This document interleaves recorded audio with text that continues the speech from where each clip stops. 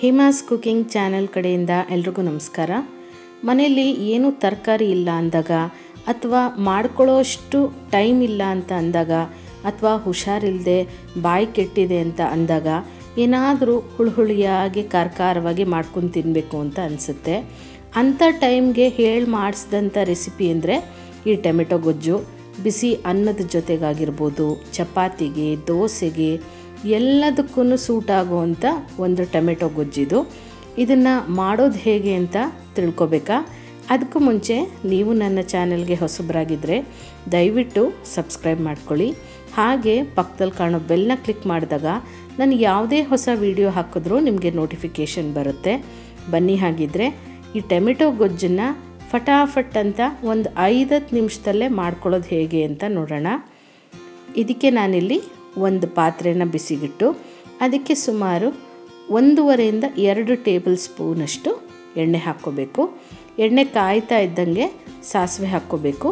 ಸಾಸಿವೆ ಜೊತೆಗೆ ಬೇಕಿದ್ದರೆ ನೀವು ಜೀರಿಗೆ ಕೂಡ ಹಾಕ್ಕೋಬೋದು. ಜೊತೆಗೆ ಒಂದು 4-5 ಬೆಳ್ಳುಳ್ಳಿ ಇಲಕ್ಕನ್ನ ಜಜ್ಜಿಬಿಟ್ಟು ಅಥವಾ ಈ ರೀತಿ ಕಟ್ ಮಾಡಾದರೂ ಹಾಕ್ಕೋಬೋದು. ಒಂದು 2 to 3 ಹಸಿಮೆಣ್ಸಿನ್ಕಾಯಿನೂ ಸೇರಿಸ್ಕೋಬೇಕು.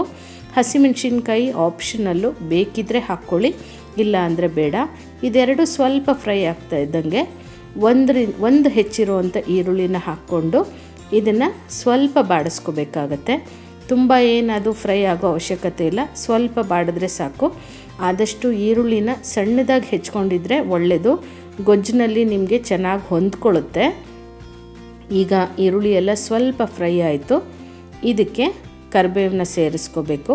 ಮುಂಚೆನೂ ಕೂಡ ಕರಿಬೇವು ಹಾಕ್ಕೋಬೋದು ಒಗ್ಗರಣೆಗೆ. ಕರಿಬೇವು ಎಲ್ಲ ನಿಮಗೆ ಈ ಟೊಮೆಟೊ ಗೊಜ್ಜಲ್ಲಿ ಒಳ್ಳೆ ಫ್ಲೇವರ್ ಕೊಡುತ್ತೆ, ಹಾಗೆ ಆರೋಗ್ಯಕ್ಕೆ ಕೂಡ ಒಳ್ಳೆಯದಲ್ವ. ಮಕ್ಕಳು ತಿನ್ನೋದಿದ್ರೆ ಸಣ್ಣದಾಗಿ ಹೆಚ್ಚಿಬಿಟ್ಟು ಹಾಕಿದ್ರೂ ಪರವಾಗಿಲ್ಲ. ಈಗ ನಾನಿಲ್ಲಿ ಸುಮಾರು 3 ಟೊಮೆಟೊನ ಸಣ್ಣದಾಗಿ ಚಾಪ್ ಮಾಡಿಬಿಟ್ಟು ತೊಗೊಂಡಿದ್ದೀನಿ. ನಾನು ಚಾಪರಲ್ಲಿ ಈ ರೀತಿ ಸಣ್ಣದಾಗಿ ಚಾಪ್ ಮಾಡಿದ್ದೀನಿ. ಇಲ್ಲ ಅಂದರೂ ಕೂಡ ನೀವು ಸಣ್ಣದಾಗಿ ಹೆಚ್ಕೋಬೋದು.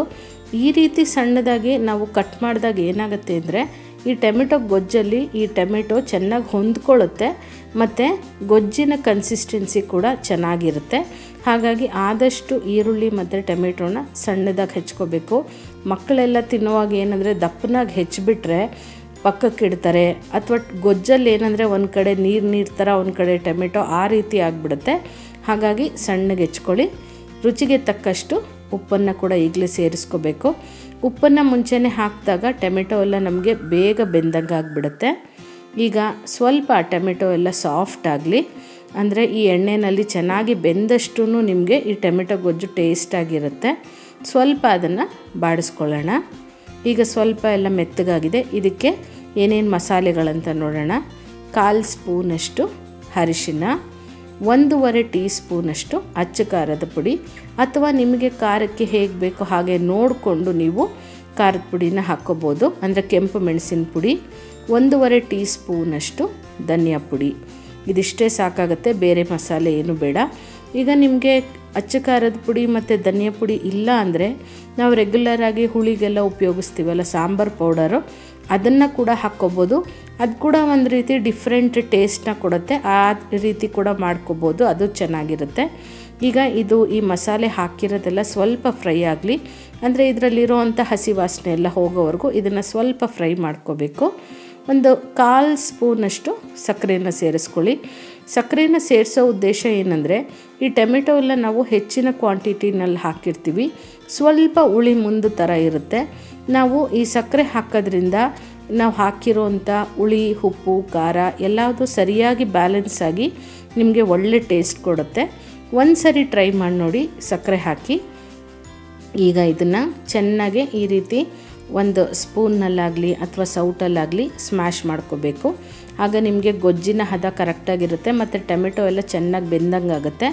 ಈ ರೀತಿ ಏನಂದರೆ ಈ ಫಾರಮ್ ಟೊಮೆಟೊ ತೊಗೊಂಡಾಗ ಈ ರೀತಿ ಮಾಡ್ಕೋಬೇಕು. ನಾಟಿ ಟೊಮೆಟೊ ಆದರೆ ನಿಮಗೆ ಬೇಯ್ತಾ ಇದ್ದಂಗೆನೇ ತುಂಬ ಸಾಫ್ಟ್ ಆಗಿಬಿಡುತ್ತೆ, ದಿಂಡೇನಿರೋದಿಲ್ಲ. ಹಾಗೆ ನಾನು ಟೊಮೆಟೊ ಸಾರನ್ನ ಕೂಡ ತೋರಿಸಿದ್ದೀನಿ, ಟೊಮೆಟೊ ಬಾತ್ನ ಕೂಡ ತೋರಿಸಿದ್ದೀನಿ. ಅದರ ಲಿಂಕನ್ನು ಬೇಕಿದ್ದರೆ ನಾನು ಡಿಸ್ಕ್ರಿಪ್ಷನ್ ಬಾಕ್ಸಲ್ಲಿ ಕೊಟ್ಟಿರ್ತೀನಿ, ಒಂದು ಸರಿ ಟ್ರೈ ಮಾಡಿ. ಟೊಮೆಟೊ ಸಾರಂತೂ ಒಂದು 10-15 ನಿಮಿಷದಲ್ಲೇ ತುಂಬ ರುಚಿಯಾಗಿ ಮಾಡ್ಕೊಳ್ಳೋ ಅಂಥ ವಿಧಾನ ತೋರಿಸಿದ್ದೀನಿ. ಅದು ಕೂಡ ಬೇಳೆ ಇಲ್ಲದೇನೆ ಒಂದು ಸರಿ ಟ್ರೈ ಮಾಡಿ ನೋಡಿ. ಈಗ ನೋಡಿ ಟೊಮೆಟೊ ಎಲ್ಲ ಚೆನ್ನಾಗಿ ಸ್ಮ್ಯಾಶ್ ಆಗಿದೆ, ಹಾಕಿರೋವಂಥ ಖಾರ ಎಲ್ಲ ಚೆನ್ನಾಗಿ ಬೆಂದಿದೆ. ಈಗ ನಿಮಗೆ ಕನ್ಸಿಸ್ಟೆನ್ಸಿ ನೋಡಿಕೊಂಡು ಇದಕ್ಕೆ ನೀರನ್ನು ಸೇರಿಸ್ಕೋಬೇಕು. ತುಂಬ ಗಟ್ಟಿನೂ ಬೇಡ, ತುಂಬ ತೆಳ್ಳಗೂ ಬೇಡ. ಆ ರೀತಿ ನೀವು ನೀರನ್ನು ಹಾಕ್ಕೊಂಡು ಸ್ವಲ್ಪ ಇದನ್ನು ಕುದಿಸ್ಕೋಬೇಕಾಗತ್ತೆ. ಕೆಲವರು ಟೊಮೆಟೊ ಗೊಜ್ಜಿಗೆ ನೀರನ್ನು ಹಾಕದೆ ಕೂಡ ಮಾಡ್ಕೋತಾರೆ, ಆ ರೀತಿ ಕೂಡ ಮಾಡ್ಕೋಬೋದು. ಸ್ವಲ್ಪ ಗ್ರೇವಿ ಕನ್ಸಿಸ್ಟೆನ್ಸಿ ಇರಲಿ ಅಂತ ಅನ್ನೋರು ನೀವು ನೀರನ್ನು ಸೇರಿಸ್ಕೋಬೋದು. ಈಗ ಇದಕ್ಕೆ ತುರಿದಿಟ್ಕೊಂಡಂಥ ಕೊತ್ತಂಬರಿ ಸೊಪ್ಪು ಹಾಗೆ ಕಾಯಿನ ಹಾಕ್ಕೊಂಡು ಮಿಕ್ಸ್ ಮಾಡಿಕೊಂಡ್ರೆ ನಿಮಗೆ ಟೊಮೆಟೊ ಗೊಜ್ಜು ರೆಡಿ ಆಗಿಬಿಡುತ್ತೆ. ಕಾಯಿ ತುರಿ ಕೂಡ ಅಷ್ಟೇ ಆಪ್ಷನಲ್ಲು, ಬೇಕಿದ್ದರೆ ಹಾಕ್ಕೊಳ್ಳಿ, ಇಲ್ಲ ಅಂದರೂ ಕೂಡ ಹಾಗೆ ಮಾಡ್ಕೋಬೋದು. ನೋಡಿ 5 ನಿಮಿಷದಲ್ಲಿ ನಮಗೆ ಟೊಮೆಟೊ ಗೊಜ್ಜು ರೆಡಿ ಆಯಿತು. ಇಷ್ಟು ಕನ್ಸಿಸ್ಟೆನ್ಸಿ ಇದ್ದರೆ ಸಾಕು, ಚಪಾತಿಗೆಲ್ಲ ಸರಿ ಹೋಗಿಬಿಡುತ್ತೆ. ಮತ್ತು ಇದು ಆರಿದ ಮೇಲೂ ಕೂಡ ಸ್ವಲ್ಪ ಗಟ್ಟಿಯಾಗುತ್ತೆ. ಇವತ್ತು ನಿಮಗೆ ನಾನು ಮಾಡಿರೋವಂಥ ಈ ವಿಧಾನ ಇಷ್ಟ ಆದರೆ ನೀವು ಮನೆಯಲ್ಲೊಮ್ಮೆ ಟ್ರೈ ಮಾಡಿ ಹೇಗೆ ಬಂತು ಅಂತ ನನಗೆ ಕಮೆಂಟ್ ಮೂಲಕ ತಿಳಿಸ್ತೀರ ಅಲ್ವಾ.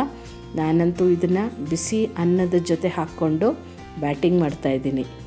ನೀವು ಇದನ್ನು ಟ್ರೈ ಮಾಡಿ. ಮತ್ತಷ್ಟು ಈಸಿಯಾದಂಥ ರೆಸಿಪೀಸ್ಗಾಗಿ ಹಾಗೆ ಟಿಪ್ಸ್ಗಾಗಿ ಹಿಮಾಸ್ ಕುಕ್ಕಿಂಗ್ ಚಾನಲ್ನ ಮರೀದೇ ಸಬ್ಸ್ಕ್ರೈಬ್ ಮಾಡ್ಕೊಳ್ಳಿ. ಹಾಗೆ ಸ್ಕ್ರೀನ್ ಮೇಲೆ ಕಾಣ್ತಾ ಇರೋವಂಥ ಫೋಟೋ ಮೇಲೆ ಕ್ಲಿಕ್ ಮಾಡಿದಾಗ ಕೂಡ ನೀವು ಆ ವಿಡಿಯೋಸ್ನ ಕೂಡ ವಾಚ್ ಮಾಡ್ಬೋದು. ಮತ್ತು ಈ ಲೈಕ್ ಮಾಡೋದ್ರಿಂದ ನಿಮಗೆ ಯಾವುದೇ ರೀತಿ ದುಡ್ಡು ಖರ್ಚಾಗಲ್ಲ. ನೀವು ಒಂದು ಲೈಕ್ ಕೊಡೋದ್ರಿಂದ ನನಗೆ ನಿಮಗೆ ಈ ವಿಡಿಯೋ ಇಷ್ಟ ಆಗಿದೆಯಾ ಇಲ್ವಾ ಅನ್ನೋದು ಕೂಡ ಗೊತ್ತಾಗುತ್ತೆ. Thank you.